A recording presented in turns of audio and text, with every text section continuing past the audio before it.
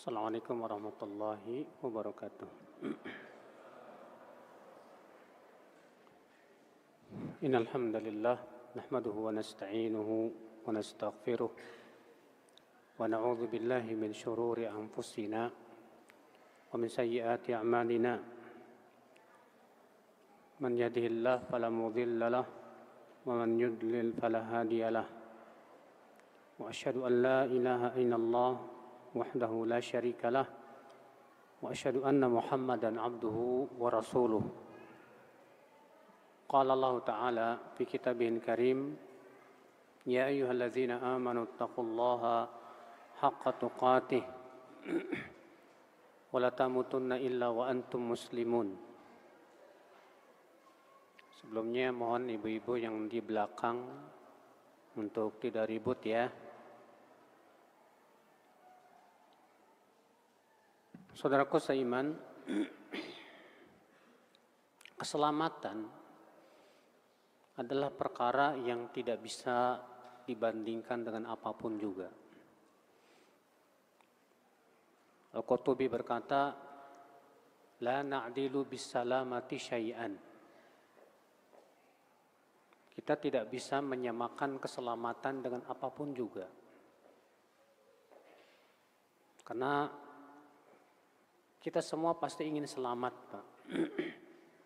Baik di dunia maupun di mana? Di akhirat. Di dunia selamat dari fitnah. Selamat dari hal-hal yang bisa merusak keimanan. Selamat dari hal-hal yang bisa menyebabkan kita tidak bisa istiqomah. Banyak orang mencari keselamatan hanya sebatas duniawiyah saja.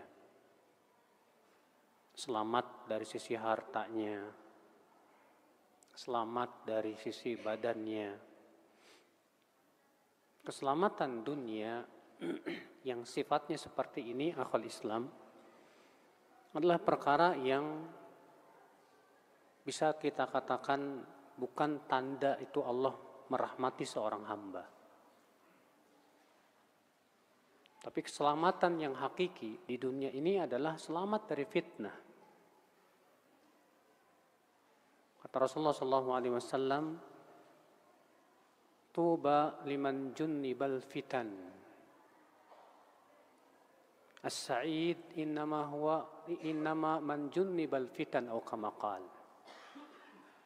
Innama as-sa'id man junnibal fitan. Sesungguhnya orang yang bahagia, kata Rasulullah, yang hakikatnya orang yang bahagia itu siapa? Orang yang dijauhkan dari fitnah. Nabi mengatakan hakikat kebahagiaan itu ketika kita diselamatkan dari fitnah. Fitnah apa? Fitnah syubhat dan fitnah syahwat. Fitnah syubhat apa itu? Pemikiran-pemikiran yang menyesatkan, yang bisa merusak akidah dan keimanan.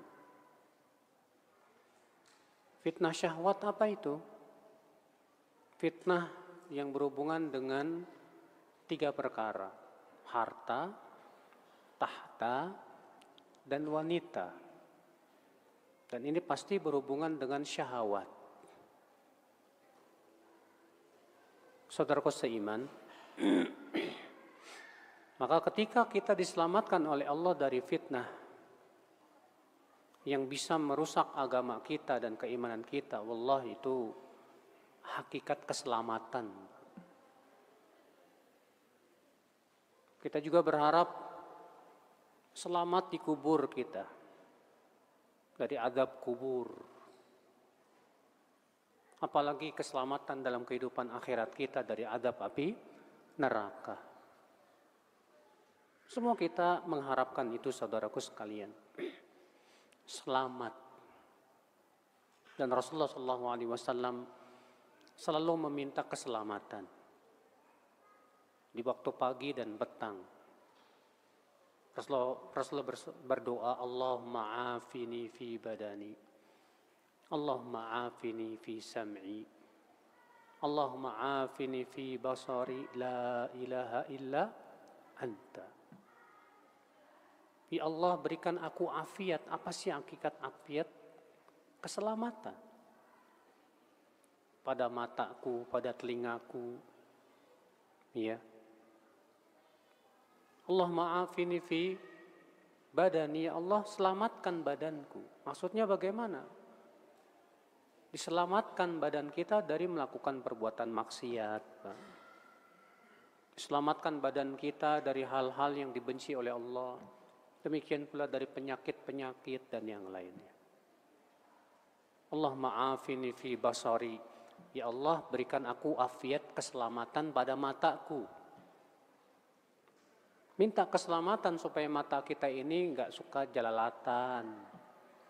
Melihat yang enggak-enggak. Supaya mata kita ini dipelihara dari melihat sesuatu yang dibenci oleh Allah. Dan dipelihara dari berbagai macam penyakit-penyakit. Itu afiat namanya. Allahumma afini fi sam'i. Ya Allah, selamatkan pendengaranku. Diselamatkan supaya kita tidak mendengar kecuali apa yang Allah ridhai. Ada orang yang tidak selamat pendengarannya, Pak. Kalau mendengar Al-Quran kepanasan, Pak. Tapi kalau mendengar dangdutan, musik, senang dia. Berarti dia tidak diberikan afiat, keselamatan. Juga Rasulullah SAW berdoa, Allahumma inni as'alukal afwa wal afiyah fid dunya wal akhirah. Ya Allah, aku memohon kepada Engkau afwa, ampunan, maaf, wal afiyah, dan keselamatan, fid dunya wal akhirah, di dunia dan akhirat. Allahumma inni as'alukal afwa wal afiyah fi dini wa dunyaya wa ahli wa mali. Bahkan kata sebagian rawi, betapa seringnya Rasulullah meminta afiat kepada Allah. Tidak ada sesuatu yang paling sering Rasulullah ucapkan dari meminta afiat kepada Allah Subhanahu wa taala. Apa itu? Keselamatan. Wallahi akhi, itu yang harus kita usahakan, akhi. Bagaimana kita supaya selamat? Yang terpenting adalah selamat akidah kita, selamat iman kita dan agama kita, Bapak sekalian. Makanya akal Islam, saudaraku seiman, apalagi kita hidup di zaman yang penuh fitnah sekarang ini, Pak. Fitnah yang di zaman sekarang ini dahsyat sekali. Fitnah, syahwat, fitnah, syubuhat. Banyak sekali pemuda-pemuda yang terhempas oleh fitnah yang ada di zaman sekarang. Tontonan-tontonan yang menawarkan aurat. Tontonan-tontonan akal Islam yang membuat kita lalai akhirat. Tontonan-tontonan yang berbau kesyirikan. Akhirnya menyebabkan apa ya akal Islam? Banyak di antara kita tidak terasa iman kita mengalami kemunduran. Karena kemunduran iman itu memang sedikit demi sedikit, Pak. Tidak sekaligus. Tadinya suka sholat malam, sekarang udah enggak. Tadinya suka baca Quran, sekarang baca koran. Tadinya suka sholat sunnah, sekarang sudah mulai dikurangi. Tadinya rajin ke majlis taklim seminggu 3 kali, sekarang sudah berkurang jadi seminggu sekali. Lama-lama sebulan sekali. Tadinya Masya Allah, hatinya selalu rindu ingin sholat berjamaah ke masjid. Sekarang sudah mulai ya bolong-bolong. Sudah begitu kita nggak merasa kalau kita imannya sedang mengalami erosi. Kita ini sedang menuju ketidakselamatan. Banyak di antara kita tidak merasakan itu. Maka akhwat Islam, saudaraku seiman, kita berusaha berpikir bagaimana caranya selamat. Maka ya, kita akan membahas tentang jalan keselamatan. Ini pembahasan yang sangat penting, Pak, sangat kita butuhkan, sangat urgen, Bapak sekalian. Apa sih jalan keselamatan itu, akhi? Tentunya, akhi, kalau kita tahu jalan, tapi kalau kita tidak ada keinginan untuk menempuh jalan itu, susah. Makanya kata Imam Ibnu Qayyim rahimahullah, seseorang untuk dapat hidayah harus bisa menggunakan dua kekuatan. Kekuatan yang pertama, quwwatul iradah, kekuatan keinginan. Ada nggak keinginan dia untuk meniti jalan keselamatan itu? Yang kedua, quwwatul ilm, kekuatan ilmu tentang jalan keselamatan itu. Antum keinginan kuat untuk mengikuti jalan keselamatannya luar biasa, tapi nggak punya ilmu, nggak tahu jalan keselamatan itu seperti apa. Karena tidak ada kekuatan yang kedua ini, kekuatan ilmu, akibatnya dia jadi salah jalan. Atau ada kekuatan ilmu, tahu dia jalan keselamatan, tapi lemah quwwatul iradahnya, lemah keinginan untuk meniti jalan dan menempuhnya, Pak. Akhirnya apa yang terjadi, Pak? Tahu ini kebenaran, tahu ini keselamatan, tapi tidak selera. Dia lebih selera kepada syahwat dan hawa nafsu. Tersesat akhirnya, Pak. Makanya siapapun yang ingin mendapatkan jalan keselamatan, miliki dulu dua modal ini. Modal yang pertama tadi apa? Quwwatul iradah, kekuatan keinginan. Kita harus ada keinginan yang kuat untuk meniti jalan keselamatan itu. Niat yang kuat ini modal. Kalau antum tidak punya niat yang kuat dan cita-cita dan kesungguhan, sulit kita untuk bisa meniti jalan keselamatan. Setelah kita ada keinginan, yang kedua kita harus sempurnakan quwwatul ilm, kekuatan ilmu tentang jalan apa? Keselamatan. Bagaimana meraih kekuatan ilmu? Tentu semua kita sudah tahu. Itu kita wajib menuntut ilmu. Duduk di majlis ta'lim, mengkaji Al-Quran, mengkaji hadis Nabi Sallallahu Alaihi Wasallam. Maka siapapun ya akhwal Islam,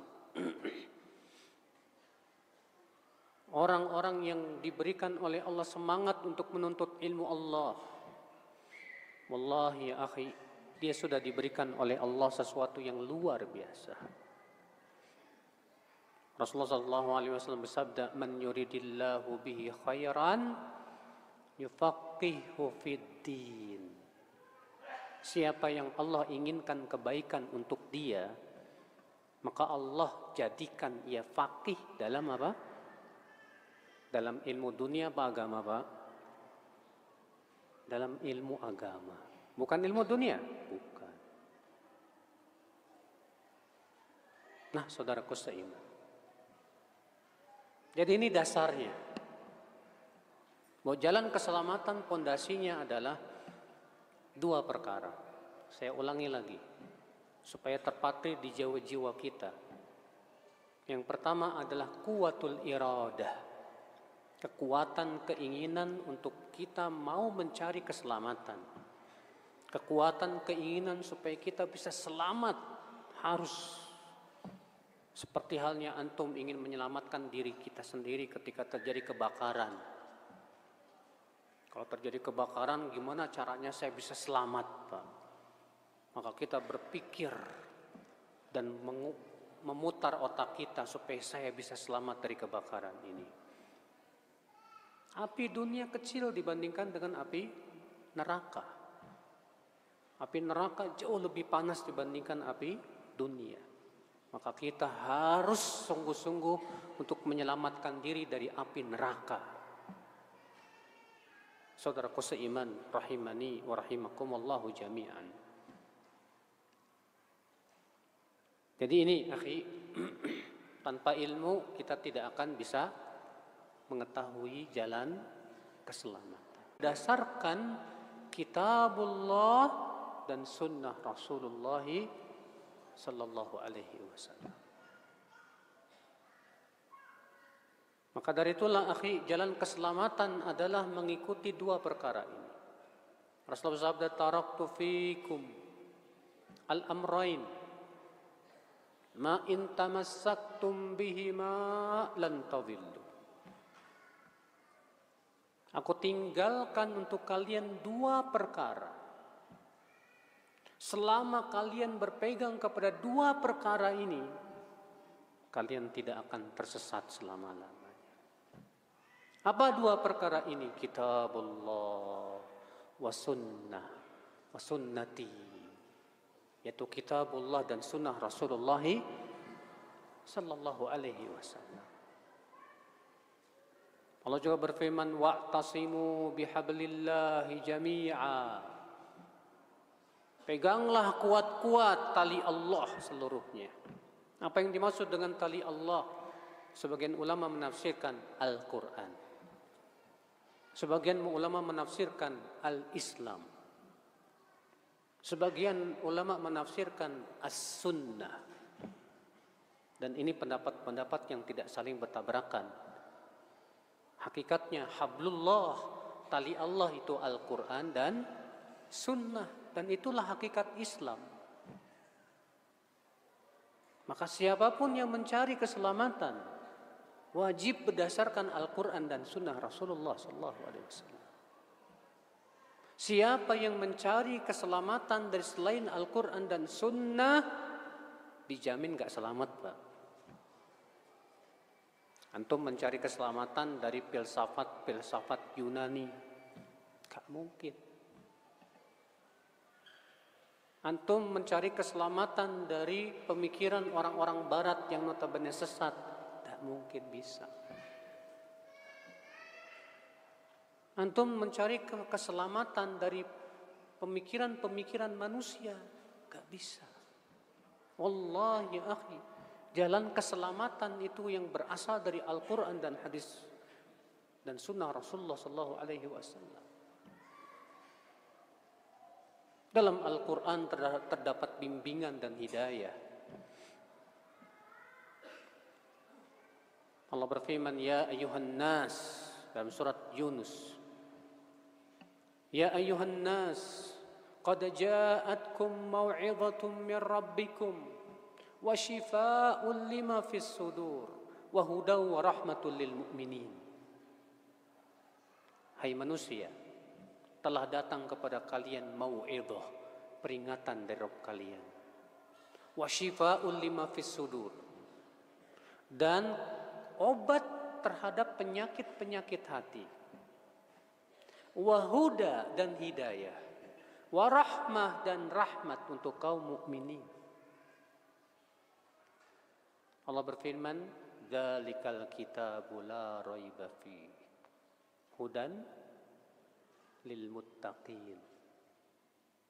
Itulah Al-Quran yang tidak ada padanya keraguan, sebagai hidayah untuk orang-orang yang bertakwa. Siapapun yang ingin mencari keselamatan, ya akhal Islam, Pelajari Al-Quran, baca kitabullah, tadabburi Al-Quran. Allah sudah memudahkan Al-Quran untuk kita pelajari. Allah berfirman, وَلَقَدْ يَسَّرْنَا الْقُرْآنَ لِلذِّكْرِ فَهَلْ مِن مُدَّكِرٍ. Sungguh kami telah mudahkan Al-Quran untuk diingat, untuk dipelajari, untuk dikaji. Maka adakah orang yang mau ingat? Allah berfirman, afala yatadabbaruna al-Qur'an am ala qulubin aqfaluha. Tidakkah mereka mentadaburi Al-Quran, ataukah hati mereka telah terkunci mati? Allah ya akhi. Namun inilah Pak, kekuatan semangat dan keinginan mentadaburi Al-Quran lemah sekali. Kita ingin cari jalan keselamatan, tapi keinginan kita lemah untuk mentadaburi Al-Quran. Kita lebih semangat mengikuti berita-berita viral. Apalagi sekarang mau pemilu nih Pak. Semangat ya ngikutin berita-berita tentang capres, cawapres. Sementara semangat untuk tadabbur Quran lemah sekali. Baca Quran, baru baca 1 lembar aja udah, lama banget ya Allah. Bagaimana kita akan selamat akal Islam? Kalau kita ternyata kuatul iradahnya seperti itu, kekuatan keinginannya seperti itu. Banyak di antara kita ya lebih sibuk. Coba kita semua introspeksi termasuk saya ya. Kalau buka media sosial di HP, rata-rata kita lebih asyik kajiannya atau obrolannya, Pak. Rata-rata di antara kita lebih asyik dengan obrolan ngalor ngidul, bercanda, cekakak, cekikik, iya kan?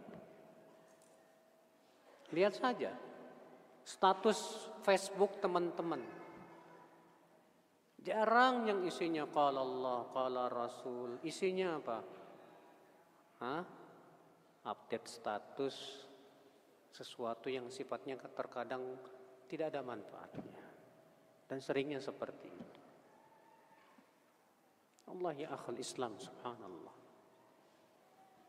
Ini kita lihat, ternyata selama ini kuatul iradah, kekuatan keinginan kita menuju jalan keselamatan sebetulnya masih lemah sekali. Masih lemah sekali.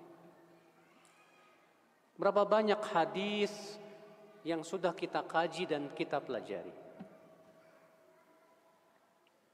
Ada di antara antum yang sudah menyelesaikan kitab Riyadhus Shalihin. Ada di antara antum yang sudah menyelesaikan kitab Arba'in Nawawiyah. Arba'in Nawawiyah cuma 40 hadis, Pak. Ada di antara antum yang sudah menyelesaikan kitab Bulughul Maram. Ternyata tampaklah kepada kita ternyata kuwatul iradah yang bermasalah pada kita, Pak. Kekuatan keinginannya, semangatnya rapuh sekali.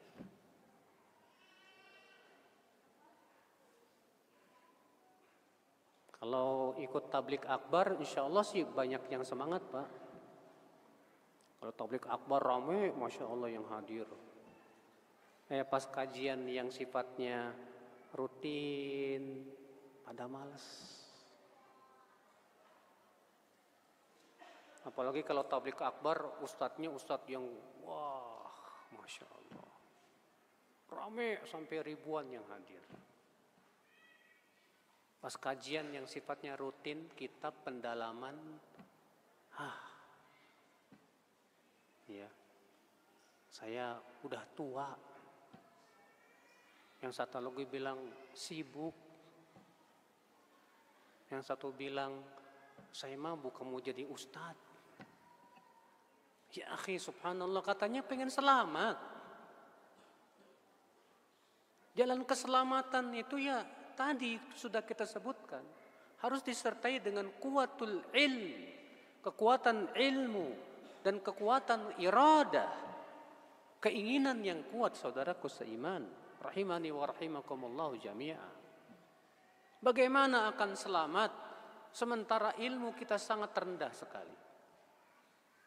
Mengkaji Al-Quran malas-malasan, mempelajari hadis Rasul malas-malasan, padahal itu sumber keselamatan kita.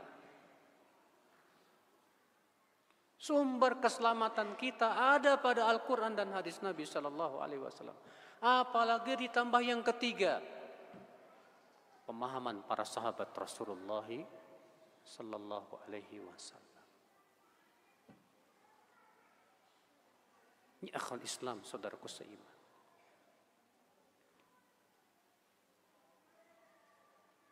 Nah ini akhi, jalan keselamatan Allah telah menunjukkannya kepada kita dalam Al-Quran, dalam ayat-ayat yang banyak. Itu jalan keselamatan kita.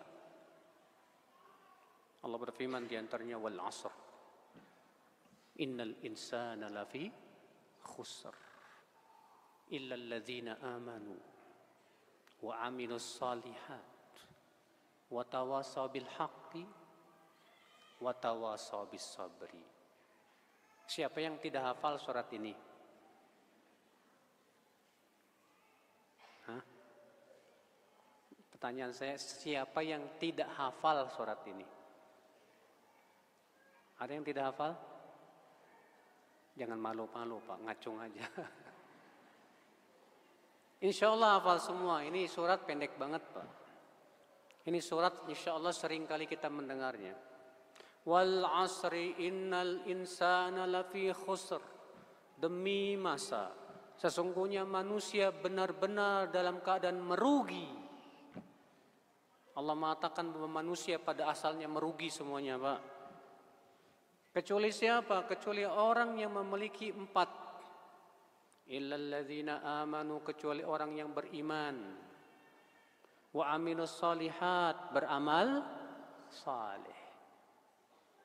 Sekarang kita mau beriman, tapi kita nggak tahu ilmunya bagaimana cara beriman. Saya beriman sama Allah, tapi kita beriman kepada Allah tanpa ilmu. Mungkinkah iman kita kepada Allah menjadi lurus? Jawab tidak mungkin, saudaraku. Orang musyrikin beriman enggak kepada Allah?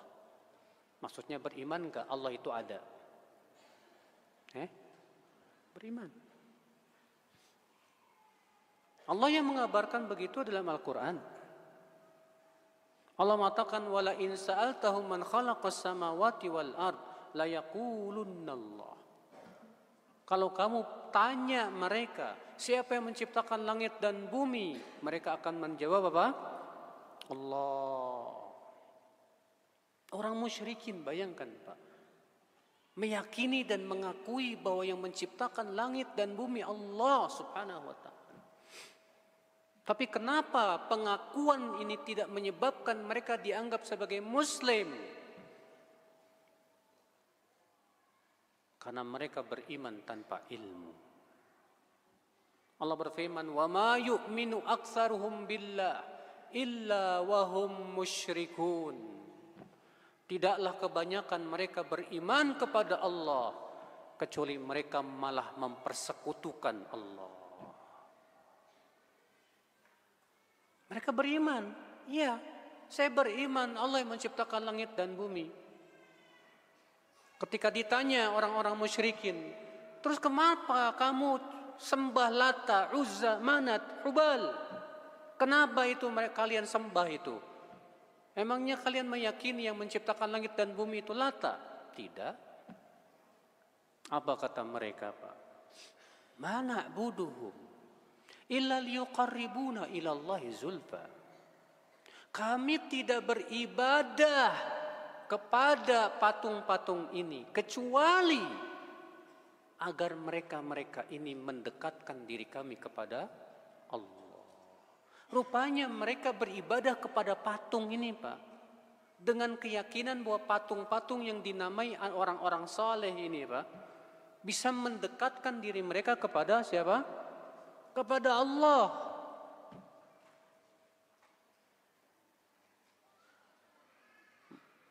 Mereka kira ini boleh-boleh saja. Maka datanglah Rasulullah SAW mengingatkan bahwa justru itu kesyirikan. Kewajiban kalian adalah ibadah hanya kepada Allah. Tinggalkan patung-patung itu.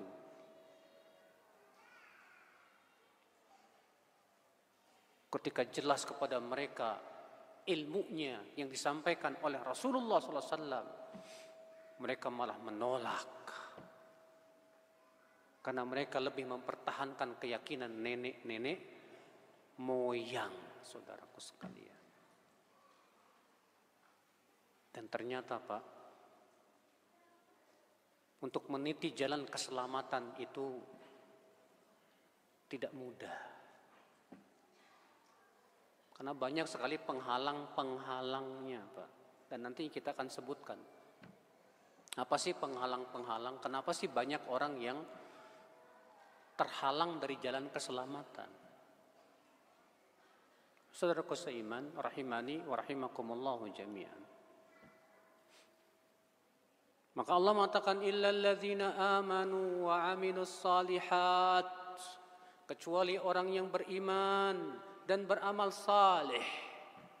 Dan dua perkara ini harus dengan ilmu. Iman tanpa ilmu percuma. Amal tanpa ilmu pun percuma. Wa tawasaw bil haqqi wa tawasaw bis sabr. Dan saling berwasiat tentang kebenaran. Setelah kita berilmu dan beramal, kita pun kemudian menyampaikan kepada manusia. Wa tawasaw bil haqqi wa tawasaw bis sabr. Dan saling berwasiat untuk bersabar di atas ilmu, amal, dan dakwah. Itu jalan keselamatan, saudaraku sekalian. Sunnah Rasulullah diumpamakan oleh para ulama kasafinatin Nuh. Sunnah Rasulullah diumpamakan oleh para ulama seperti kapalnya Nabi Nuh alaihissalatu wassalam. Sebagian salaf mengatakan as-sunnah kasafinatin Nuh, faman raqiba naja.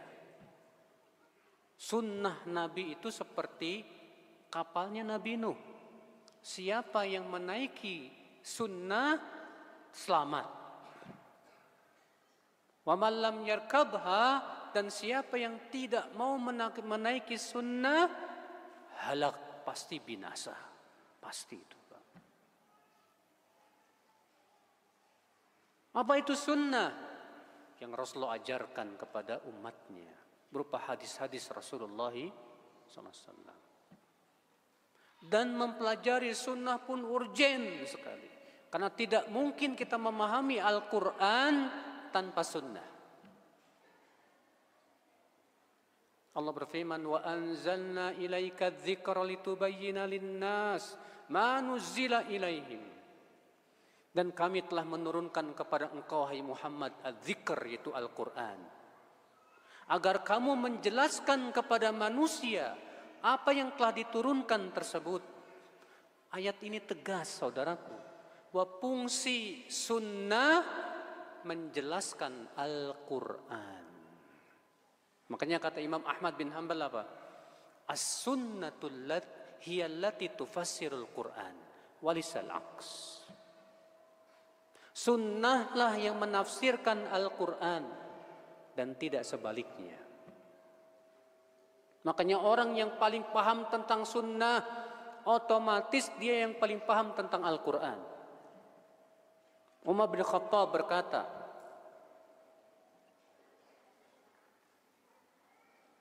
kata Umar bin Khattab radhiyallahu anhu, Ya'tikum qaumun yujadilunakum bisyubuhatil Qur'an. Fajadiluhum bis sunan fa inna ahlas sunan a'raf bi kitabillah. Kelak nanti akan datang kaum yang mendebat kalian dengan ayat-ayat Al-Quran yang bersifat mutasyabihat. Maka lawan mereka, debat mereka dengan sunnah. Karena orang yang ahli terhadap sunnah, dia yang paling paham tentang kitabullah. Maka perhatian kita terhadap sunnah juga harus lebih, Pak. Belajar hadis, Pak. Pelajari hadis. Kitab-kitab hadis yang diwariskan para ulama, Masya Allah banyak sekali, Pak. Ada yang disebut dengan Kutubus Sittah, 6 kitab induk hadis. Ada yang bisa menyebutkan apa saja? 6 kitab induk yang merupakan kitab hadis. Ada yang bisa menyebutkan?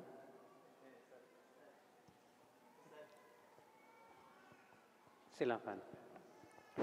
Bismillah. Sahih Al-Bukhari, Sahih Muslim, Sunan Abu Daud, Tirmizi, Musnad Imam Ahmad, dan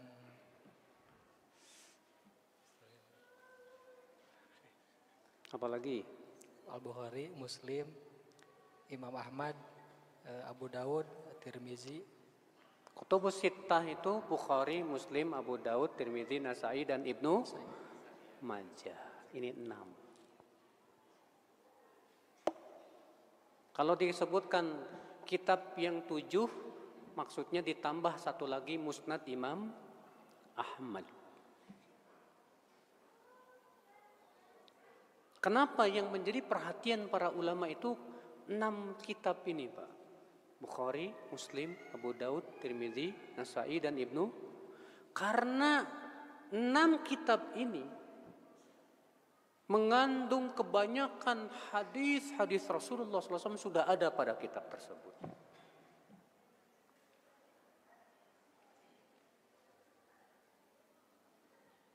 Makanya perhatian para ulama terhadap Kutubus Sittah di zaman dahulu luar biasa. Mengkaji Al-Sahih Bukhari, Muslim, Abu Daud, Tirmizi, Nasai, Ibnu Majah.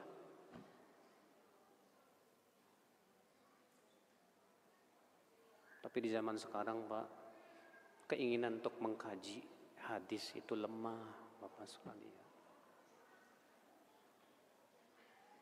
Kita belajar Riyadhus Shalihin nggak habis-habis. Kita belajar Bulughul Maram nggak selesai-selesai. Belum lagi ke Sahih Bukhari, Sahih Muslim, Abu Daud, Tirmidzi, dan Nasai, dan Ibnu Majah. Masih banyak nih ilmu-ilmu yang belum kita kuasai, Pak. Kenapa sih kita ini tidak mau belajar? Bukan tidak mau, tapi banyak penghalangnya di zaman sekarang, Mas. Di antara penghalangnya ya tadi, Pak, sibuk dengan media sosial. Waktu kita dengan media sosial itu lebih banyak, Masya Allah, waktunya. Belum YouTube-nya, belum TikTok-nya, belum WhatsApp-nya, belum Twitter-nya, belum Instagram-nya. WhatsApp aja ada berapa grup? Mungkin antum misalnya di antara antum di WhatsApp ada 30 grup. 30-30-nya antum bacain hatu-hatu, Masya Allah. Itu aja udah habis berapa jam. Setiap kali kita mau baca kitab, gampang. Insya Allah sore masih ada. Akhirnya sulit sekali, saudaraku.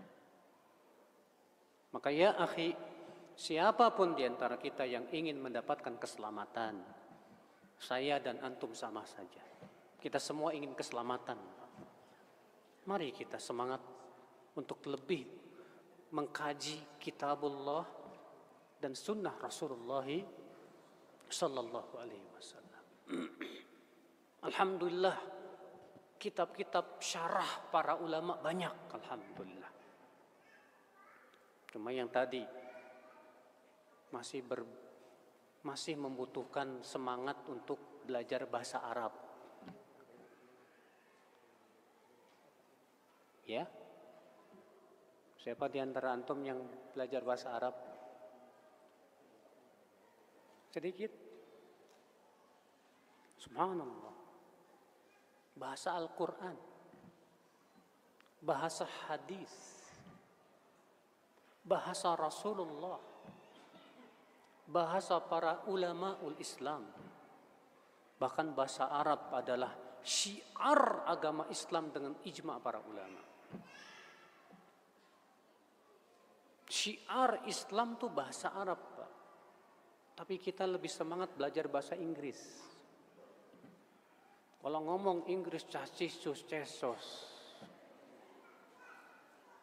Ya. Kalau ngomong Arab, Arab maklum, Pak. La ilaha illallah. Kenapa? Di mana umat Islam?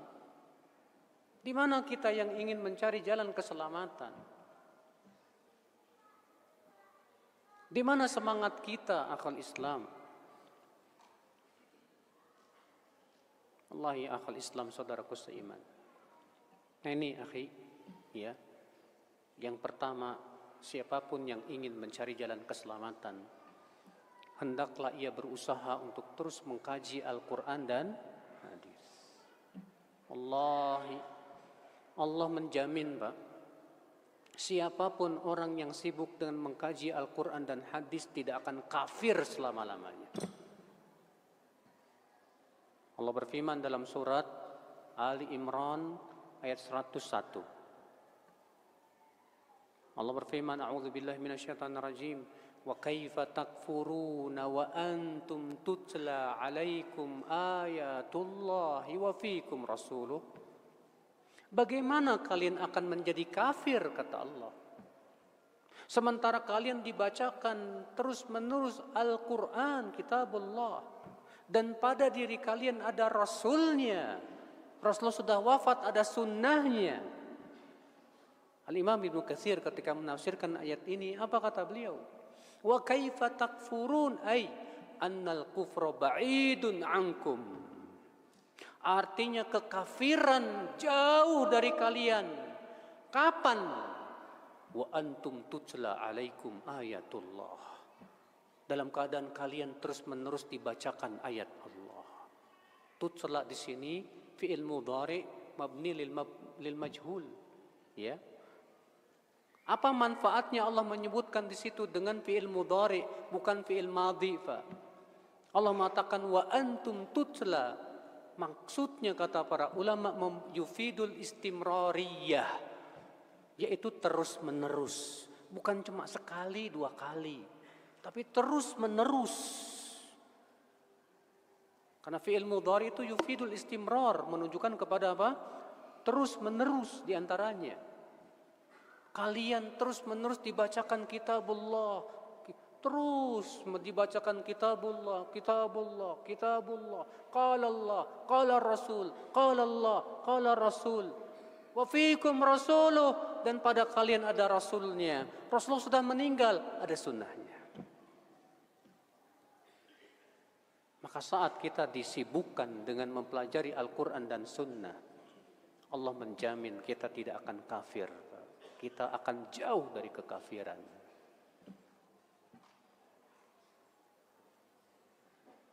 Ini jalan keselamatan, saudaraku sekalian. Kemudian yang kedua, jalan keselamatan akal Islam, saudaraku seiman, yaitu ittiba'u fahmis salaf, mengikuti jalan pemahaman salafus salih.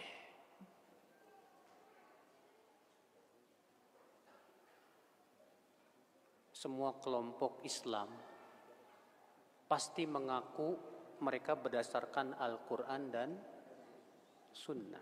Ya tidak? Iya. Ada tidak kelompok Islam yang mengatakan, maaf, saya bukan berdasarkan Al-Quran dan Sunnah. Siapa yang mengatakan seperti ini bisa murtad dari agama Islam. Semua kelompok Islam dengan berbagai macam perbedaan akidahnya dan pemikirannya, semua sepakat bahwa mereka dasarnya Al-Quran dan hadis. Tapi kok bisa berbeda?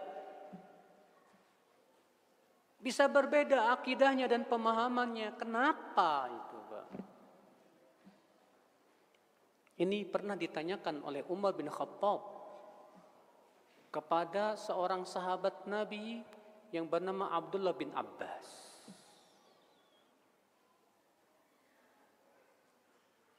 Apa kata Umar bin Khattab?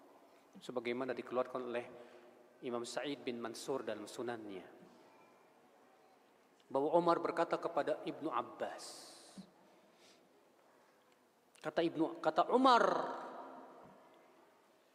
kaifa takhtalifu hadhil ummah. Aku merasa heran, hai Ibnu Abbas, bagaimana umat Islam ini kok bisa berpecah belah? Wa kitabuha wahid wa nabiyyuha wahid wa qiblatuha wahidah. Sementara kitab sucinya satu, nabinya sama, kiblatnya sama, tapi kok bisa berselisih? Kok aneh? Kenapa ini? Apa jawaban Ibnu Abbas? Seorang sahabat yang didoakan oleh Rasulullah SAW dengan kefaqihan. Ya Amiral Mu'minin, innal Qur'ana unzila alaina faqara'nahu wa 'allimna aina nazal. Hai Amiral Mu'minin, Al-Quran itu turun kepada kita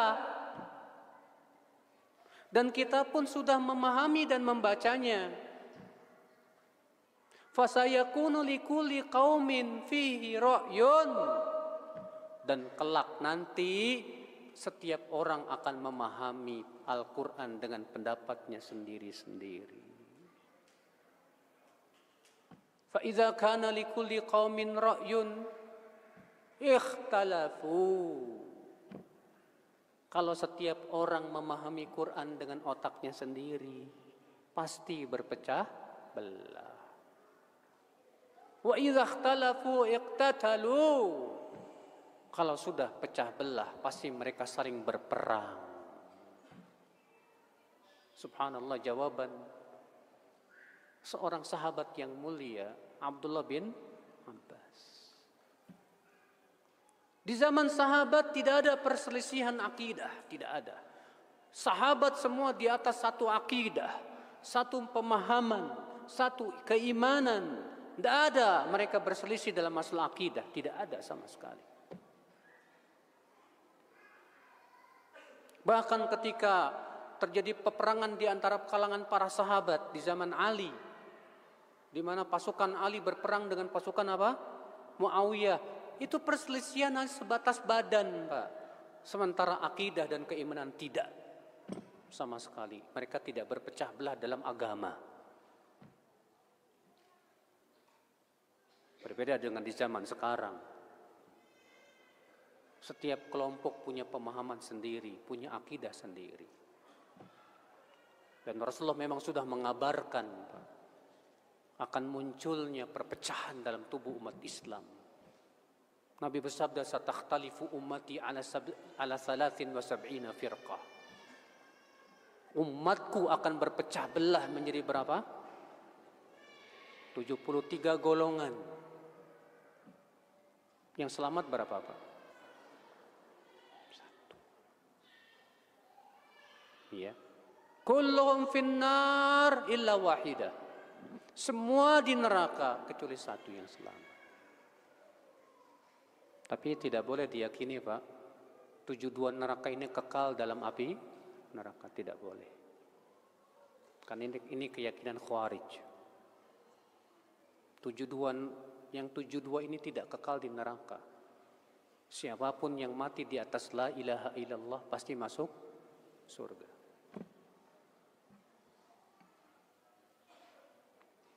Lihat Rasulullah SAW mengatakan semuanya di neraka kecuali satu kelompok saja. Yang selamat hanya satu kelompok saja. Siapa ya Rasulullah? Kata Rasulullah, al-jamaah. Islam jamaah. LDII. Bukan.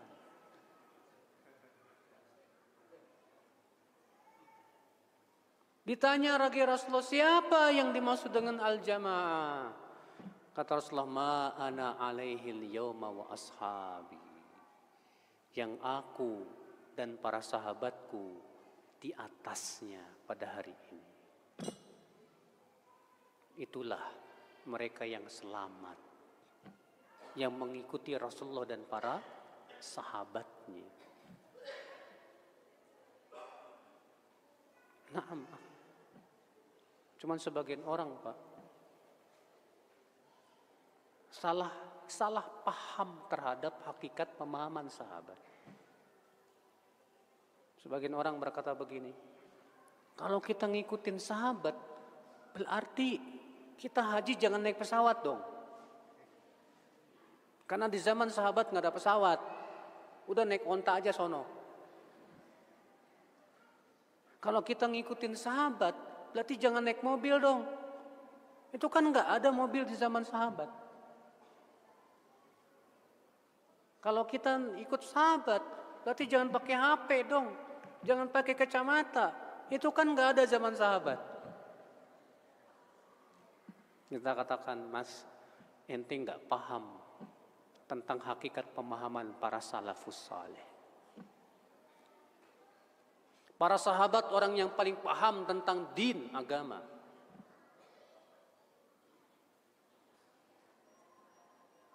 Antum tahu siapa yang pertama kali membuat pos kilat? Pos kilat, siapa yang pertama kali membuatnya? Bukan orang barat, Pak. Umar bin Khattab yang pertama kali membuatnya. Umar membuat pos-pos setiap 3 mil.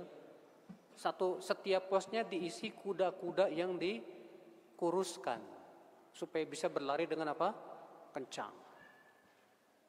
Maka kemudian satu kuda lari ke pos berikutnya dengan sekuat tenaga. Sampai 3 mil diganti kuda yang baru, lari lagi terus. Ini tidak ada di zaman Rasulullah SAW. Dan para sahabat pun tidak mengingkarinya. Berarti ini memberikan kepada kita pemahaman. Para sahabat punya manhaj dalam memahami din. Bahwa masalah dunia halal. Silakan Anda berkarya dalam masalah dunia. Selama itu manfaat, silakan. Pesawat, mobil, HP tidak bertabrakan dengan manhaj salaf. Justru sejalan dengan apa? Manhaj salaf.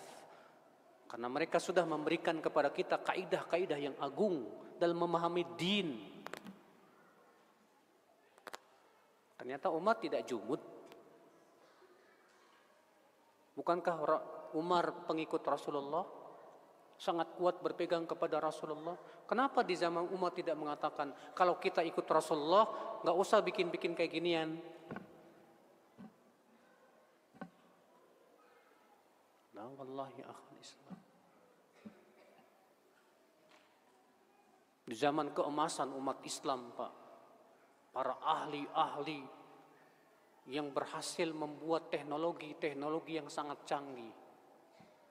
Ilmu kedokteran, ilmu kimia, ilmu fisika, ilmu matematika. Sebetulnya yang pertama kali menemukannya umat Islam semuanya. Antum tahu Al-Jabar? Orang Islam itu Al-Jabar. Ya.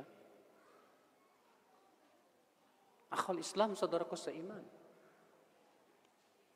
Berbagai macam penemuan ilmiah di zaman dahulu banyak sekali, Pak. Bahkan dulu pernah ditemukan mereka membuat jam air. Jam air. Nggak ada zaman sekarang jam air, Mas. Tapi mereka bisa membuatnya sebuah teknologi yang canggih.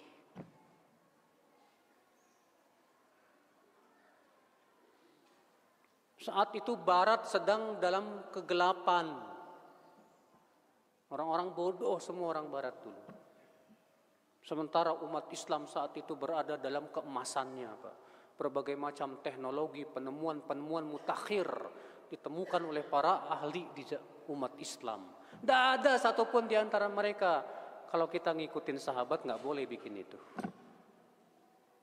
Karena mereka paham betul tentang hakikat manhaj salaf. Ibn Taimiyah yang paling kuat mengikuti manhaj salaf, tapi beliau ahli dalam kimia, fisika.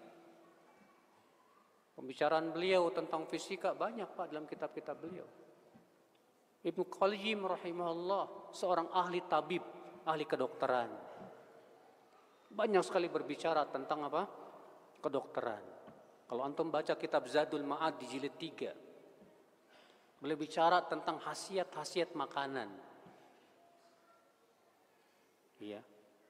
Disebutkan aruz nasi. Ya. Dia dingin atau panas. Panasnya tingkat berapa, dinginnya tingkat berapa. Khasiatnya apa saja, dijelaskan secara detail seperti itu. Di zaman Ibnu Qayyim. Padahal Ibnu Qayyim dalam kitab-kitabnya menjelaskan wajibnya mengikuti pemahaman para sahabat Rasulullah SAW. Tidak ada yang bilang kalau kamu ngikutin sahabat, gak usah tuh kayak gituan. Karena gak ada di zaman sahabat. Kita katakan, ya akhi, para ulama itu cerdas. Sedangkan ente balul. Ya. Gak paham tentang hakikat manhaj salaf. Manhaj salaf sudah jelas kepada kita. Kaidah-kaidahnya. Dalam memahami Al-Quran dan hadis. Mereka pemahaman yang paling selamat. Antum tahu berapa banyak pendapat Umar bin Khattab yang disetujui langsung oleh Allah Rabbul Alamin. Pendapat Umar langsung disetujui oleh Allah Subhanahu wa taala. Ya. Kata Al-Hafidz Ibnu Hajar, ada 15 ayat yang turun menyetujui pendapat Umar. Allahu Akbar. Di antaranya ayat hijab. Ayat hijab turun karena atas usulan Umar bin Khattab. Di antaranya ayat yang menyuruh sholat di belakang makom Ibrahim. Turun atas usulan Umar bin Khattab. Di antaranya larangan menyolatkan orang-orang munafik. Turun atas usulan Umar bin Khattab. Dan banyak lagi ayat yang lain, Pak, subhanallah. Pendapatnya Umar disetujui langsung oleh Allah. Allah saja setuju. Dia memuji. Sampai Rasulullah memuji Umar bin Khattab. Sampai Rasulullah memimpikan Umar bin Khattab. Rasulullah bermimpi, kata Rasulullah, ra'aitu ka'anni ashrabul laban. Aku bermimpi aku minum susu. Hatta wajadtu raita tahta azfari. Sampai-sampai aku mendapatkan rasa kenyangnya itu di bawah kuku-kukuku. Fa'ataitul fadlah Umar ibn Khattab. Lalu aku berikan sisa susu itu kepada Umar bin Khattab. Apa kata para sahabat? Apa takwilnya ya Rasulullah? Kata Rasulullah, ilmu. Subhanallah. Ilmu Umar. Akhi, tidakkah kita merasa tenang kepada orang yang pendapatnya langsung disetujui oleh Allah Rabbul Alamin? Sampai Allah turunkan ayat untuk menyetujui pendapatnya. Ayat itu dibaca sepanjang zaman sampai akhir zaman. Yang menunjukkan akan keilmuan yang sangat luar biasa. Antum enggak merasa tenang dengan pemahaman Umar bin Khattab? Allah dan Rasulnya saja memuji. Kemudian kita lebih tenang kepada pendapat fulan wa allan di masa-masa terakhir. La ya akhi, fulan dan allan di masa-masa terakhir, siapa yang menyetujuinya? Umar langsung disetujui oleh Allah. Subhanallah akhal Islam. Pemahaman para sahabat dipuji oleh Rasulullah sallallahu alaihi wasallam. Terutama dua orang ini, Abu Bakar dan Umar. Iya. Ada seorang datang kepada Rasulullah, ya Rasulullah, bila engkau meninggal, kepada siapa aku harus bertanya? Kepada siapa aku harus kembali? Apa kata Rasulullah? Kembalilah kepada Abu Bakar dan Umar.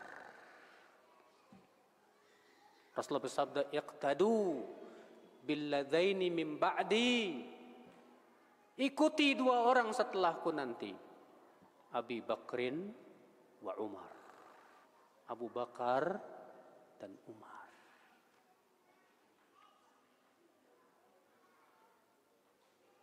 Ya akhi, subhanallah. Pemahaman para sahabat, Pak. Dan para sahabat Rasulullah SAW diumpamakan oleh Rasulullah seperti apa, Pak? Seperti bintang. Dalam hadis yang sahih Rasulullah SAW bersabda, suatu ketika Rasulullah SAW melihat ke langit. Lalu Rasulullah bersabda, an-nujumu amanatun lis-sama. Fa idza dhahabatin nujum atatis sama ma tu'ad. Bintang itu keamanan untuk langit. Apabila bintang telah pergi, langit akan datang kepadanya yang Allah janjikan, kiamat. Wa ana amanatun li ashabi. Fa idza dhahabtu ana ata ashabi ma yu'adun. Aku, kata Rasulullah, keamanan untuk para sahabatku. Apabila aku telah pergi, akan datang kepada para sahabatku apa yang dijanjikan kepada mereka. Kata Imam Nawawi menjelaskan, yaitu peperangan di antara mereka. Wa ashabi amanatun li ummati. Fa idza dhahaba ashabi ata ummati ma tu'ad. Dan para sahabatku keamanan untuk siapa? Umatku, Pak. Berarti selama umat Islam berpegang kepada pemahaman para sahabat, dan selama kita tidak mau menjadikan para sahabat sebagai apa? Sebagai rujukan kita, Pak, dalam pemahaman Al-Quran dan hadis, wallahi nggak aman kita, Pak. Nggak aman.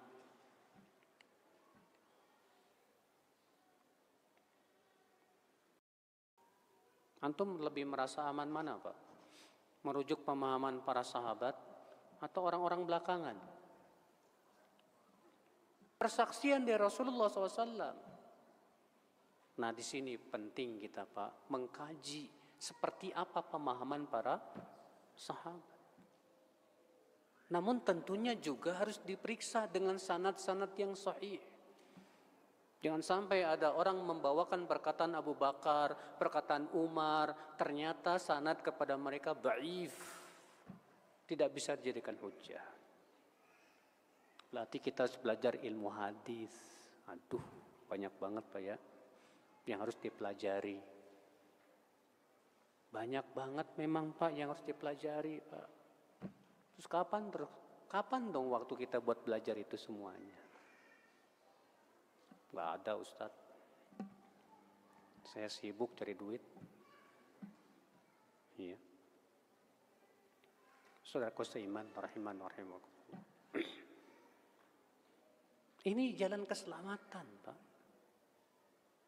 Al-Quran, sunnah Rasulullah, dan apa yang dipahami oleh salafus saleh dari kalangan sahabat, tabi'in, dan tabi'ut tabi'in. Terus apa yang menyebabkan kita tidak bisa meniti jalan keselamatan? Jalan keselamatan itu, kenapa orang-orang menyimpang darinya, nggak mau ikut? Banyak faktor, Pak, banyak faktor, Pak. Di antara faktornya pertama, al-jahl, kebodohan. Bodoh tentang Al-Quran dan hadis. Dan bodoh tentang tata cara memahami Al-Quran dan hadis. Ada orang yang bodoh sama sekali tentang Al-Quran dan hadis. Ada juga yang tahu tentang Al-Quran dan hadis, tahu dalilnya, tapi cara memahaminya nggak paham. Tata cara beristidlal dengannya juga nggak paham. Akhirnya salah dalam memahami hadis. Kayak orang LDII, Pak, yang berhujah dengan hadis, man mata walaysa alaihi imam mata mitatan jahiliyah. Siapa yang meninggal dalam keadaan tidak punya imam, matinya bangke jahiliyah. Lalu kata mereka apa? Kalau situ tidak mau baiat sama imam saya, situ matinya bangke jahiliyah, alias kafir. Mana ikhwan yang bekas LDI di sini? Benar nggak hadisnya? Itu yang dibawakan kan? Benar.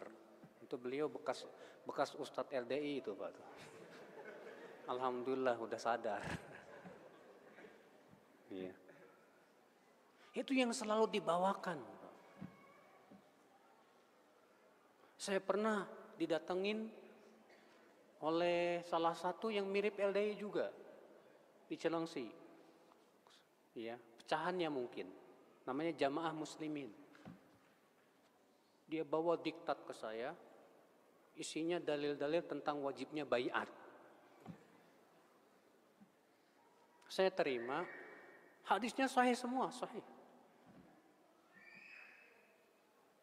Saya bilang, hadisnya sahih, tapi pertanyaannya adalah, ini baiat kepada siapa, Mas? Apa kata mereka? Hadis itu menjelaskan baiat masuk padanya kalau kita bikin imam. Kata saya, pemahaman yang salah. Loh, kok salah? Salahnya hadis saling menjelaskan satu sama lainnya. Dan harus kita lihat bagaimana praktek salafus saleh dan para ulama setelahnya. Dalam hadis yang lain Rasul bersabda, "Man kharaja 'ala sultani shibran, famata famitatun jahiliyah." Siapa yang keluar dari ketaatan kepada sultan penguasa sejengkal saja, lalu ia meninggal, maka matinya bangkai jahiliyah. Rasulullah tegas di situ, yang dimaksud dengan imam di sini sultan penguasa. Disebut sultan kalau punya daerah kekuasaan. Ente numpang di Indonesia, Mas. Tidak punya daerah kekuasaan ente. Sedang kemampuan untuk menjalankan siasat syariah, mereka enggak. Mana ada para sahabat yang bikin-bikin imam lo dibaiat? Tidak ada. Mana pada para tabi'in, para tabi'ut tabi'in dan para ulama setelahnya yang bikin-bikin kelompok imam lalu baiat? Tidak ada sama sekali. Lihat para sahabat ketika ada dua khalifah di zaman Abdullah bin Umar bin Khattab. Yang satu berada di Hijaz dipimpin oleh Abdullah bin Zubair, dan yang satu lagi di Syam dipimpin oleh Abdul Malik bin Marwan. Abdullah bin Zubair. Barulah Ibnu Umar membawa keluarganya datang kepada Abdul Malik bin Marwan dan membaiatnya. Tidak ada Ibnu Umar bikin kelompok sendiri, udahlah. Itu berantem-berantem terus, kita bikin sendiri aja, baiat. Makanya Al-Muhanna ketika berkata kepada Imam Ahmad bin Hanbal, apa kata Al-Muhanna kepada Imam Ahmad? Ya Aba Abdillah, bagaimana dengan hadis man mata walaysa alaihi imam mata mitatan jahiliyah? Siapa yang meninggal dalam keadaan tidak punya imam, matinya bangkai jahiliyah. Apa kata Imam Ahmad? Atadrimal imam? Tahukah kamu siapa imam yang dimaksud dalam hadis itu? Huwa an yaqula kullu muslim hadza imam. Itu setiap muslim mengakui itu imam. Bukan cuma satu kelompok, Mas.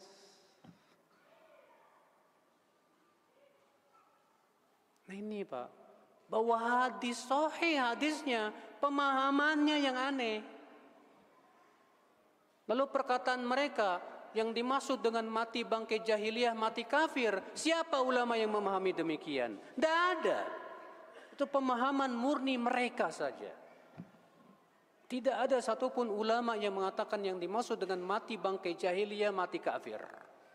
Semua ulama pensyarah hadis mengatakan yang dimaksud mati bangkai jahiliyah, mati di atas perangai jahiliyah. Dan ini tidak menyebabkan pelakunya kafir, tapi dia pelaku dosa besar.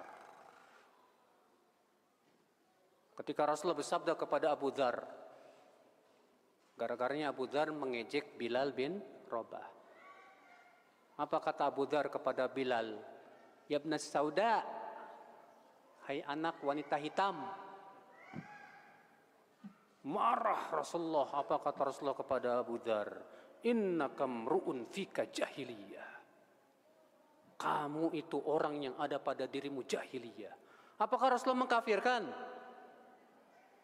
Tidak sama sekali. Ya.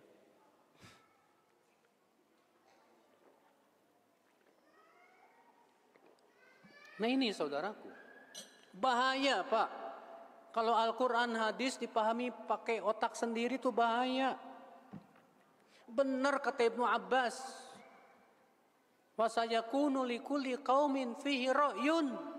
Nanti akan datang setiap kaum itu punya pendapat sendiri terhadap Al-Quran. Fa idza kana likulli qaumin ra'yun, kalau setiap kaum itu punya ikhtalafu, pasti berpecah belah. Hadisnya sahih, tapi pemahamannya belum tentu sahih. Saudaraku seiman, rahimani wa rahimakumullah jami'an. Nah ini akhi. Maka ini sebab yang pertama, jahal, kebodohan. Bodoh terhadap Al-Quran dan hadis, bodoh juga terhadap cara memahami Al-Quran dan hadis. Makanya penting Pak, ketika kita mempelajari Al-Quran dan hadis, kita penting bagaimana syarah para ulama terhadap hadis tersebut. Rujuk kitab-kitab mereka. Mereka membawakan perkataan para sahabat, para tabi'in, para ulama. Sehingga dari situ kita paham apa yang dimaksud oleh hadis-hadis Rasulullah sallallahu alaihi wasallam. Sebab yang kedua, saudaraku, kenapa mereka tidak mau mengikuti jalan keselamatan? Yaitu ittiba'ul hawa wasyahawat. Ngikutin syahwat dan hawa nafsu. Karena ternyata jalan keselamatan itu berat, Pak, berat. Jalan keselamatan itu tidak sesuai dengan syahwat kita, Pak. Jalan keselamatan itu seringkali tidak sesuai dengan hawa nafsu kita. Ya enggak Mas? Ya Allah. Berapa banyak larangan-larangan Allah dan Rasulnya yang sesuai dengan hawa nafsu Pak? Ya enggak Pak? Ya Allah. Sampai ada seorang pemuda berkata, ini agama kok berat banget ya. Riba, bunga bang haram, musik haram, pacaran haram, berat amat sini agama. Masya Allah. Memang demikian. Larangan-larangan Allah banyak yang sesuai dengan syahwat, keinginan. Perintah-perintah Allah banyak tidak sesuai dengan apa? Syahwat dan keinginan. Makanya kemudian banyak orang yang tidak mau meniti jalan keselamatan itu. Padahal disitulah keselamatan. Karena lebih mementingkan syahwat, hawa nafsu. Susah. Makanya Allah berfirman apa? Laqad kana lakum fi Rasulillahi uswatun hasanah.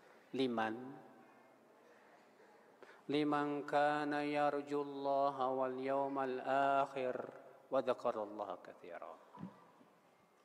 Sungguh telah ada pada diri Rasulullah suri tauladan yang baik.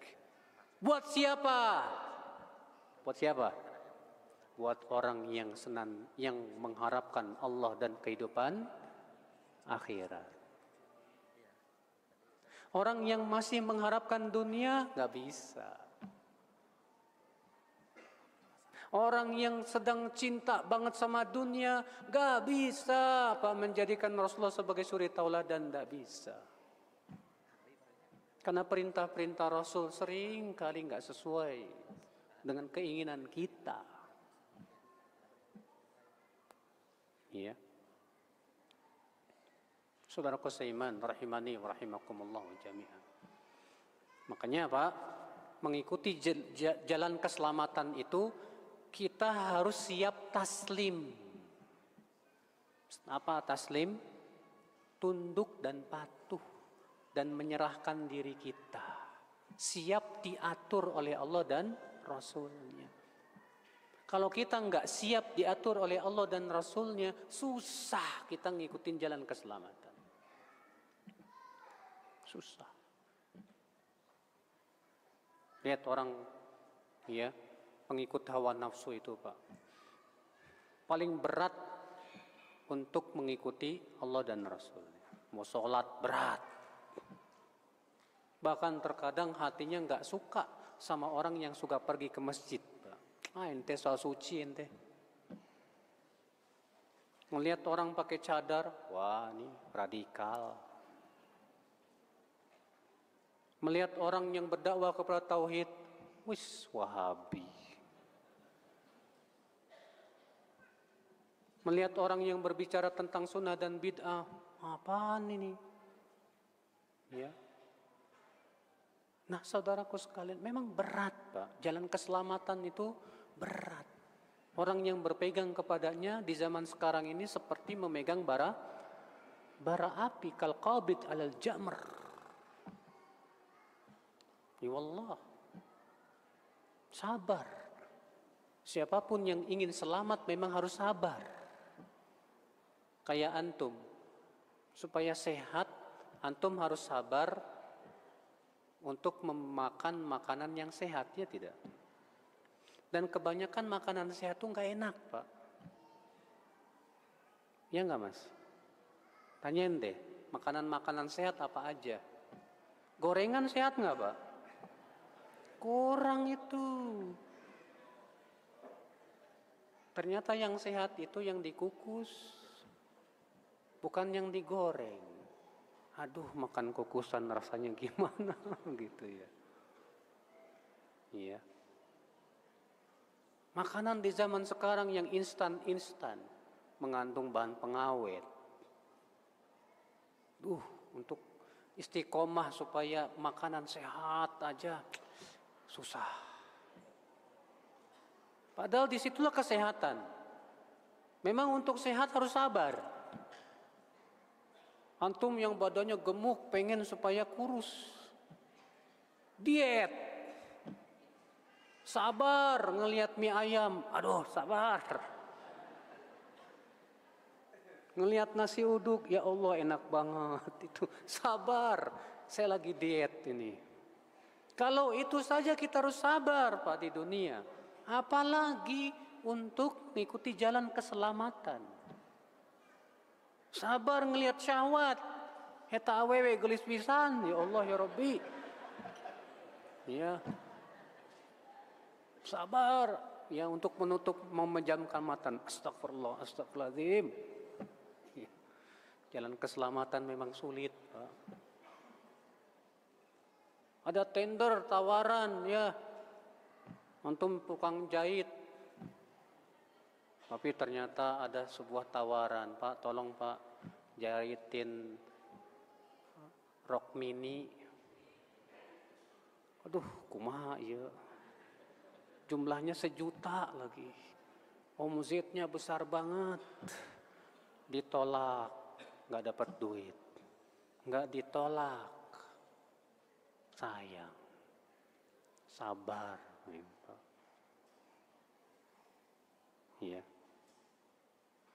Saya punya teman, dia usahanya sebagai pemegang haki itu ya, hak apa namanya intelektual. Dia pernah menolak Pak perusahaan arak terbesar di dunia, dimana kalau dia ambil itu keuntungannya per bulan dia dapat 1 miliar per bulan.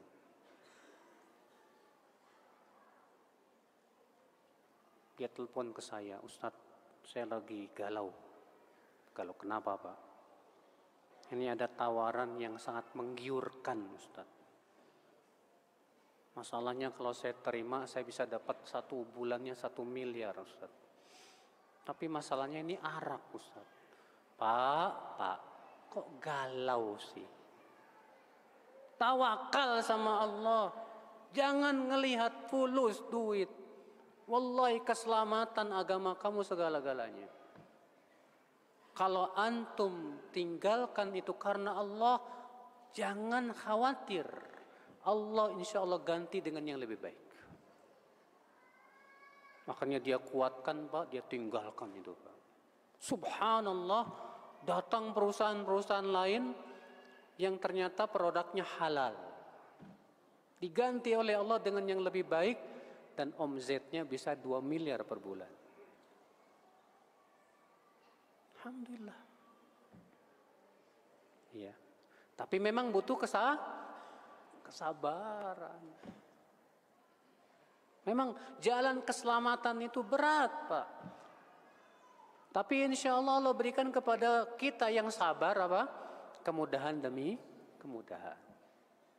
Kalau kita memang benar-benar tawakal kepada Allah dan yakin siapapun yang kuat sabar memegang jalan keselamatan, Allah pasti bela. Allah enggak mungkin sia-siakan kita, Pak. Enggak mungkin. Allah berfirman, "Wa may yattaqillah yaj'al lahu makhraja." Barang siapa yang bertakwa kepada Allah, Allah akan jadikan untuk dia jalan keluar. Enggak usah khawatir.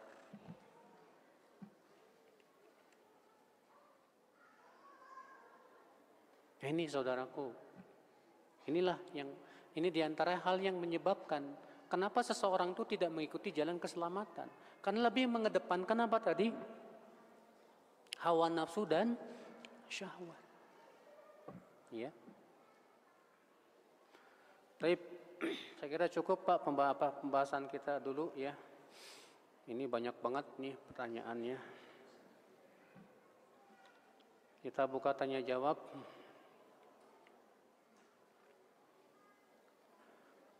Bila sudah muncul futur, bagaimana agar iman itu naik lagi?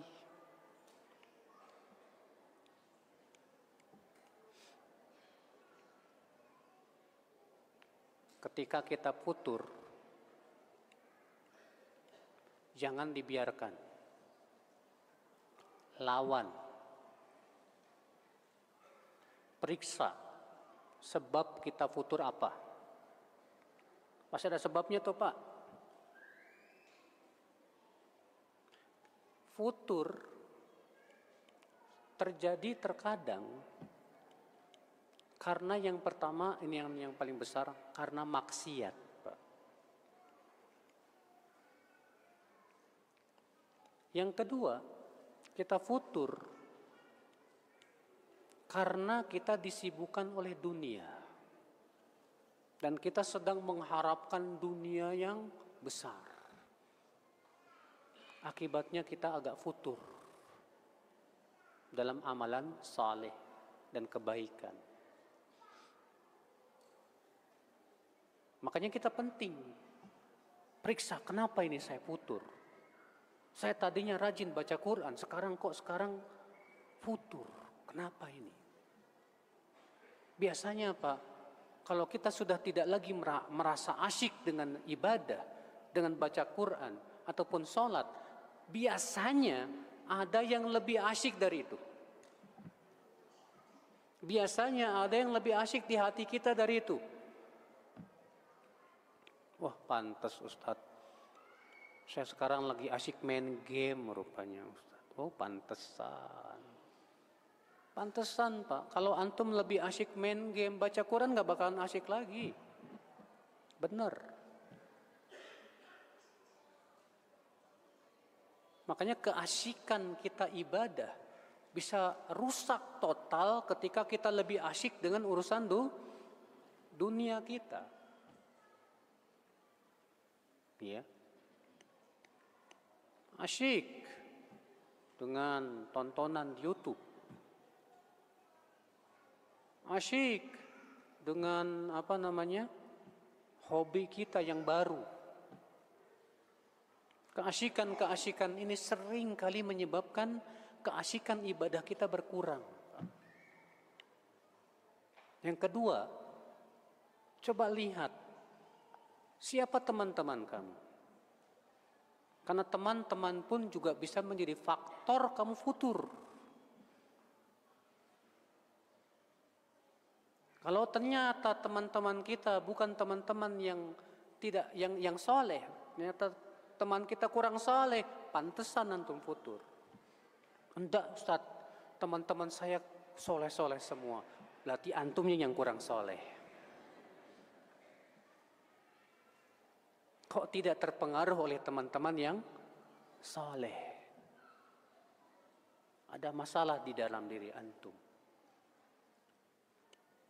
Ibnu Taimiyah rahimahullah, beliau memberikan kepada kita sebuah faidah.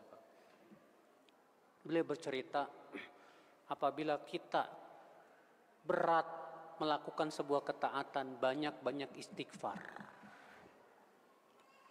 Banyak istighfar. Dan saya merasakan sendiri dan saya mempraktekannya sendiri.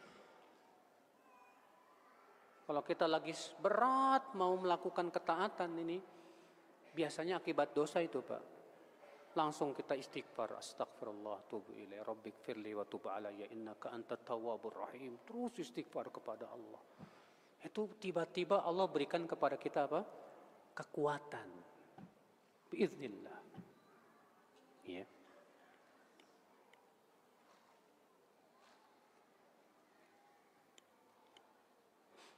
Saya seorang mu'alaf dan masih tinggal bersama keluarga yang Nasrani.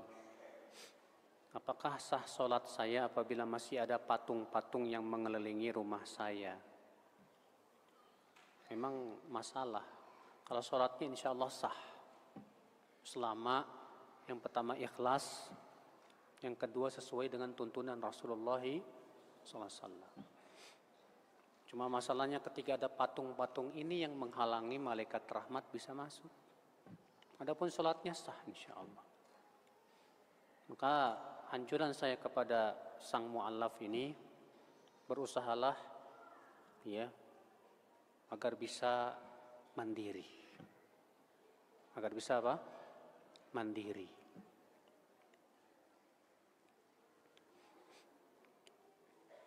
Bagaimana dan orang tua yang mengharapkan keberkahan ilmu dari memondokkan anaknya, namun dirinya tidak terlalu ada usaha untuk mendapatkan sendiri keberkahan tersebut.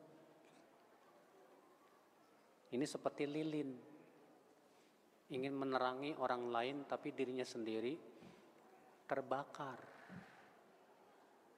Saya pengen anak saya pinter, mudah-mudahan barokah. Saya nggak pinter juga nggak apa-apa. Kan lucu, Pak. Antum tidak iri anak antum, Masya Allah, diberikan Allah banyak ilmu agama dan rahmat. Sementara antum dikasih rahmatnya dikit aja, apa nggak sendiri, nggak iri. Antum ingin anak saya lebih banyak berkahnya, tapi kita tidak ada keinginan untuk bisa mendapatkan barokah yang lebih banyak lagi. Akhi, kalau kita seperti itu berarti kita tidak punya jiwa pelomba. Allah menyuruh kita berlomba-lomba enggak, Mas? Fastabiqul khair. Berlomba-lombalah dalam apa? Kebaikan. Wa fi dzalika falyatanafasil mutanafisun. Dalam perkara itulah hendaklah orang-orang berlomba itu berlomba-lomba. Jiwa pelomba itu gimana Pak kalau Bapak lagi berlomba? Bapak misalnya lagi balap kuda. Lalu ada yang mendahului Bapak. Kira-kira apa yang Bapak lakukan? Berusaha mengejar kuda itu ya tidak? Itu namanya kita sedang berlomba. Tapi kalau Bapak lagi berlomba, ada yang ngelewatin, monggo Pak, silakan. Saya legowo kok. Ini orang mau berlomba apa-apaan sih? Berarti dia sedang bukan berlomba, Pak. Kalau berlomba itu artinya saat melihat saudara kita, teman kita, anak kita kok bisa mendahului kita, kita ingin berusaha untuk menyaingi dia. Itu namanya jiwa pelomba. Cuma masalahnya tadi, Pak, kita tidak punya jiwa pelomba. Ketika melihat temannya hafal juz amma, antum bilang, ya mendingan saya lah daripada teman saya yang cuma kulhu. Gak ada sama sekali panas melihat temannya yang lebih tinggi, karena melihatnya kepada yang lebih rendah dari dia. Gimana kita akan berlomba? Sulit, ya.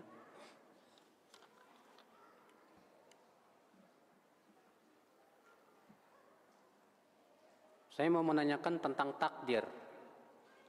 Banyak orang yang menafsirkan, wah misalkan ada orang yang dipenjara, dia bilang ini adalah takdir Allah, terkesan menyalahkan Allah. Begitu pula apabila ada orang yang belum mendapatkan hidayah, lalu ia berkata ini takdir Allah. Akhi, berhujah dengan takdir dalam masalah maksiat itu adalah perbuatan iblis. Iblis berkata, "Fabima aghwaytani la'aqudanna lahum siratakal mustaqim." Ya Allah, karena Engkau telah menyesatkan aku akan halang-halangi hamba-Mu dari jalan-Mu yang lurus. Lihat, iblis harusnya mikir gimana caranya dapat hidayah. Dia malah menyalahkan Allah. Karena Engkau telah menyesatkan aku ya Allah. Memang betul Allah yang menyesatkan iblis. Tapi Allah tidak mungkin menyesatkan tanpa ada alasan. Orang yang cerdas, ketika dia kok mendapatkan takdir yang tidak baik, berpikir gimana caranya supaya kita mendapatkan takdir yang baik. Ketika kita berbuat maksiat, orang yang beriman Pak langsung taubat, minta ampun kepada Allah. Ini enggak. Ketika berbuat maksiat malah bilang apa? Udah takdir gimana lagi? Tapi enggak mau taubat.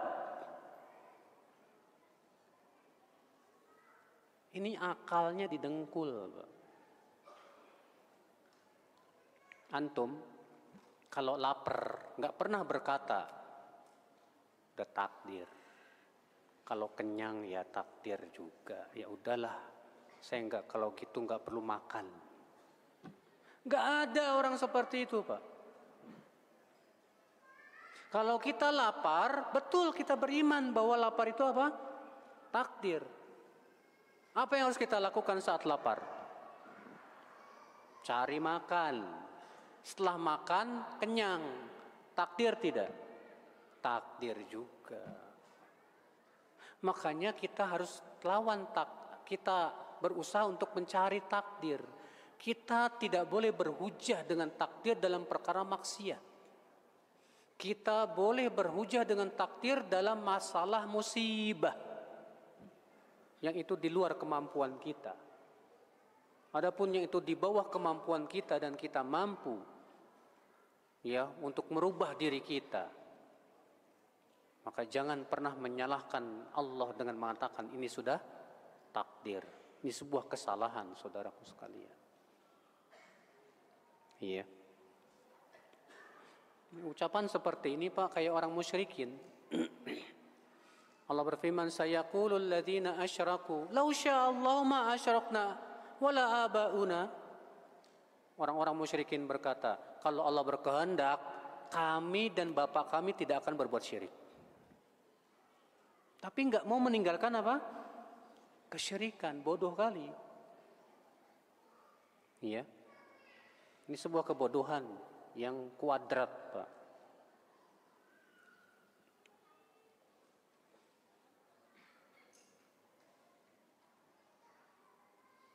Kalau ada orang ngaku Islam tapi nggak pernah sholat, nggak pernah puasa Ramadan, kira-kira ini masih Muslim nggak ya? Khilaf para ulama tentang orang yang meninggalkan sholat. Madhab Imam Ahmad, orang yang meninggalkan sholat kafir murtad dari agama Islam. Madhab imam yang tiga dilihat. Kalau dia meninggalkannya karena mengingkari kewajiban sholat, karena mengingkari kewajiban puasa, maka murtad dari agama Islam. Tapi kalau dia meninggalkan sholat karena malas, tapi dia meyakini bahwa itu wajib, dan dia yakin bahwa dirinya berdosa, maka madhab jumhur mengatakan dia belum kafir. Maka kita tanya orang yang gak sholat ini, kamu yakin gak sholat wajib? Wajib sih, tapi males. Maka menurut pendapat jumhur, orang ini belum dikafirkan. Tapi kalau dia mengatakan, kamu wajib, yakin gak sholat itu wajib? Enggak. Maka ini murtad dari agama Islam. Tapi ditegakkan dulu hujah, Pak. Barangkali dia orang bodoh, gak paham. Iya.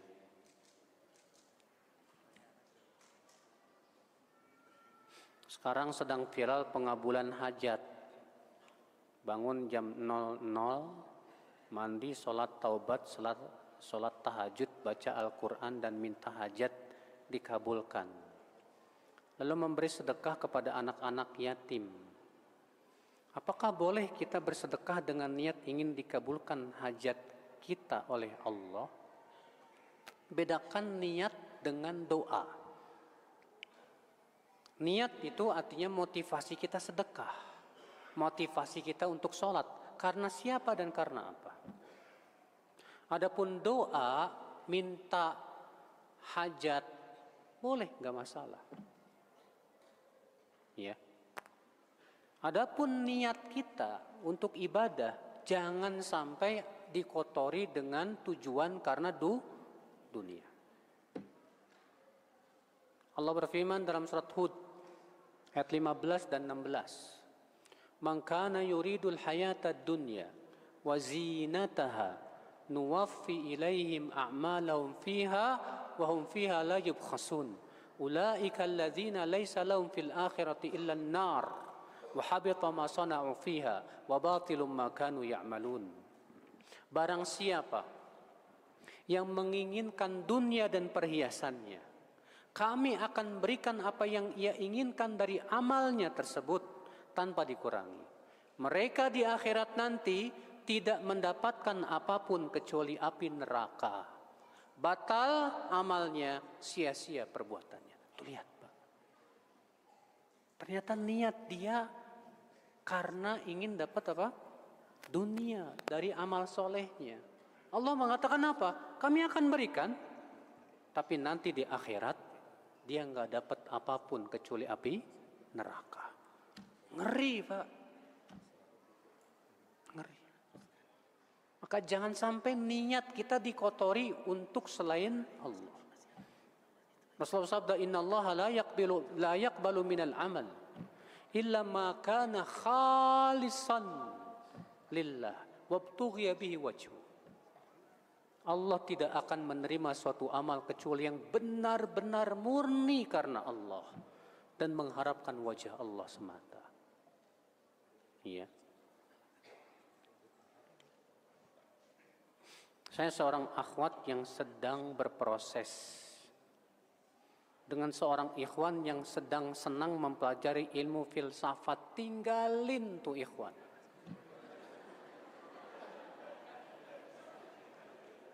Seluruh ulama sepakat Pak, haramnya belajar ilmu filsafat. Imam Syafi'i paling keras dalam masalah ilmu kalam. Ilmu kalam ini adalah ilmu yang muncul ketika muncul ilmu filsafat. Ilmu kalam ini juga berdasarkan akal-akalan. Tujuannya ingin membantah filsafat tapi jatuh kepada filsafat juga. Apa kata Imam Syafi'i? La an yubtal abdu bi kulli dzambin siwa syirk. Seseorang melakukan dosa semuanya selain syirik itu lebih ringan daripada belajar ilmu kalam. Ini belajar ilmu filsafat, sumbernya kesesatan. Anti mau tersesat. Anti mau punya suami yang dia tersesat oleh ilmu filsafat itu. Yang para ulama semua sepakat haram belajar ilmu filsafat itu. Masih banyak insya Allah ikhwan. Udah tolak aja. Maaf akhi, ya, saya tidak butuh orang yang belajar ilmu filsafat. Saya butuh orang yang belajar ilmu din. Belajar Al-Quran, hadis sesuai dengan pemahaman salafus saleh. Saya butuh suami yang membimbing saya kepada pemahaman salaf, bukan kepada ilmu filsafat. Ya. Bagaimana ngontrol hawa nafsu ketika sedang marah, Ustadz? Memang susah, Pak. Kalau lagi marah ini maunya memuaskan saja. Tapi Rasulullah sudah mengajarkan kepada kita. Yang pertama, baca ta'awudz. Ada dua orang yang sedang berantem. Sampai salah satunya marah sangat sampai merah wajahnya. Apa kata Rasulullah? Inni la a'lam kalimatan law qalaha la dhahaba anhu ma yajid. Aku tahu sebuah kalimat kalau dia ucapkan akan hilang kemarahannya, yaitu a'udzubillahi minasyaitonir rajim. Jadi ketika kita marah, ucapkan ini, a'udzubillahi minasyaitonir rajim. Yang kedua, kata Ibnu Qayyim, ubah sikap. Yang tadinya berdiri, duduk. Duduk enggak bisa juga berbaring. Yang ketiga kata Ibnu Qayyim, berwudu. Karena marah itu api, maka dipadamkan dengan air wudu. Kalau bisa setelah wudu langsung sholat, Pak. Itu langsung cas, biiznillah. Berpikir baik-baik, apa manfaatnya saya marah-marah? Bukankah Rasulullah memberikan janji yang besar bagi orang yang menahan amarah? Rasulullah bersabda, la taghdab falakal jannah. Jangan marah, niscaya untukmu surga. Maka ketika antum marah, antum mikir, saya milih marah, milih surga ya. Allah akan panggil dia di hadapan seluruh makhluk. Fayukhayyiruhu minal huril 'ain. Lalu Allah menyuruh dia untuk memilih bidadari surga yang dia mau. Masya Allah. luar biasa. Coba ingat keutamaan-keutamaan menahan amarah.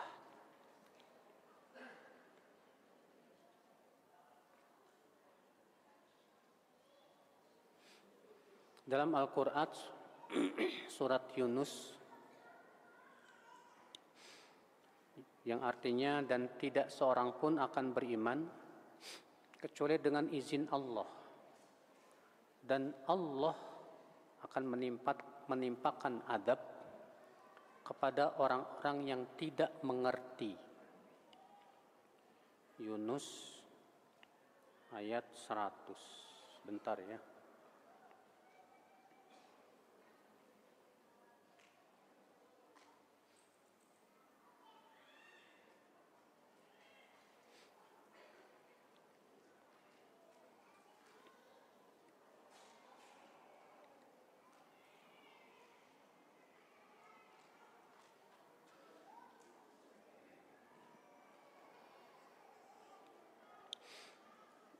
Wa ma kana li nafsin an tu'mina illa biidznillah. Dan tidaklah jiwa beriman kecuali semua dengan izin Allah. Wa yaj'alur rijsa 'alal ladzina la ya'qilun.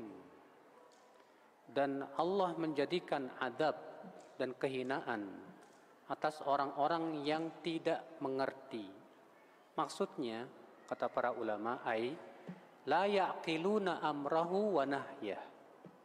Tidak mau menggunakan akal pikirannya untuk memahami perintah dan larangan-larangan Allah.